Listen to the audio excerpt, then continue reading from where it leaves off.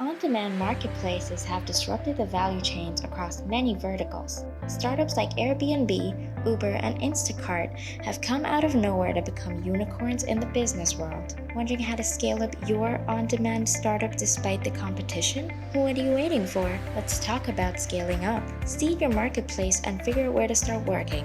The demand side or the supply side. Then analyze the demand and supply thresholds to reach the critical mass in a certain geographic area. Don't forget to tap into an existing network and find the pain points of the users to increase attraction. This will grow your startup with convenience and quality while keeping costs in check. You can use multiple user acquisitions by finding events that lead to more user attraction. Remember the universal truth: a user retained is greater than a new user.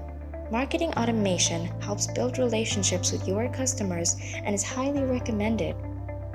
Get started with your own business with our superlative on-demand solutions or technology support.